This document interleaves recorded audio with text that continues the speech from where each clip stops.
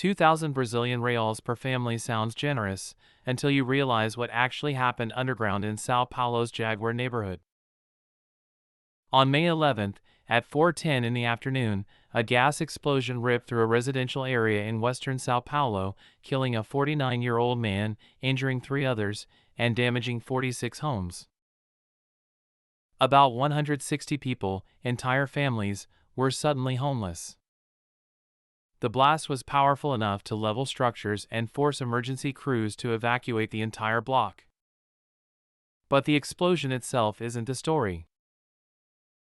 What caused it is. Sabesp, Sao Paulo's water and sanitation company, was digging to repair a water main.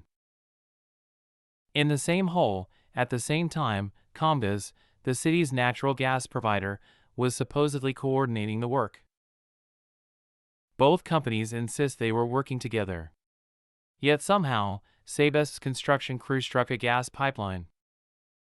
The ruptured line leaked.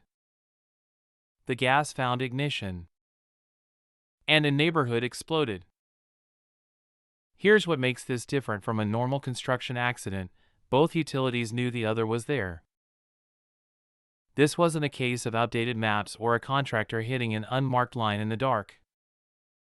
Sabesp and Comgás had jointly planned the operation. They claim they followed protocol. And still, someone drove excavation equipment straight into a pressurized gas pipe.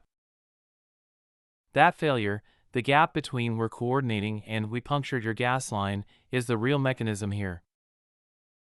In cities where water, gas, electricity, and telecom all run beneath the same streets, there's supposed to be a system.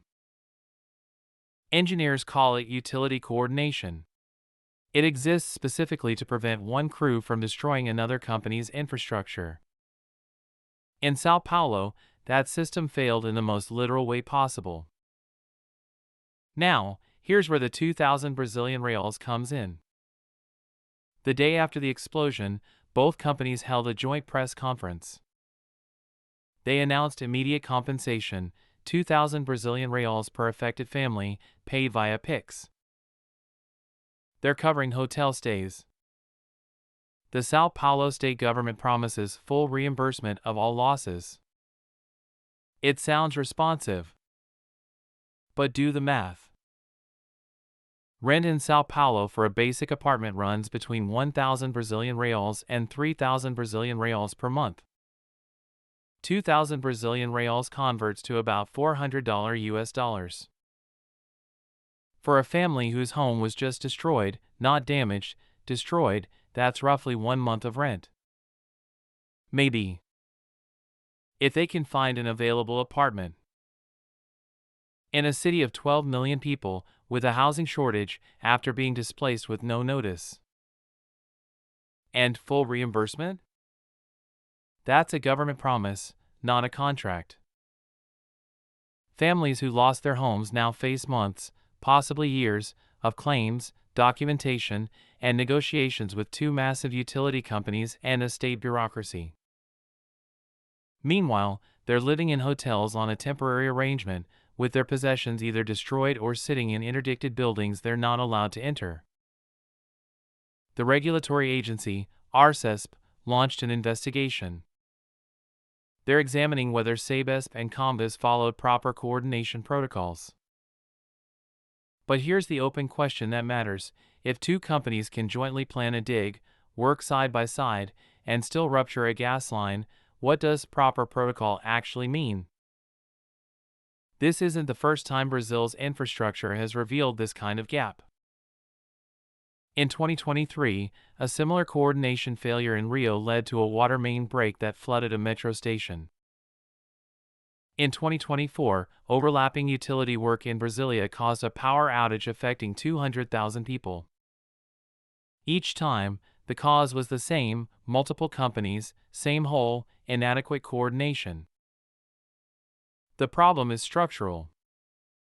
Brazil's utilities are a mix of state-owned companies, privatized operators, and municipal services, each with separate protocols, separate maps, and separate accountability.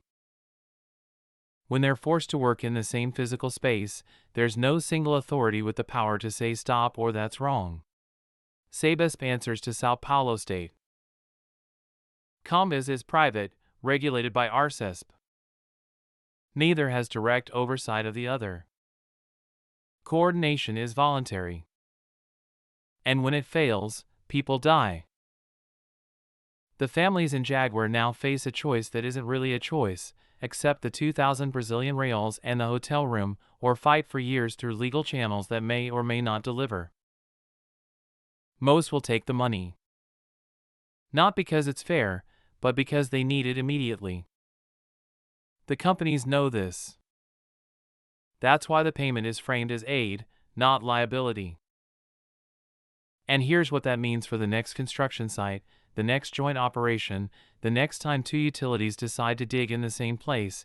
The penalty for failure is 2,000 Brazilian reals per family and a regulatory investigation that will likely produce a report, maybe a fine, but no structural change.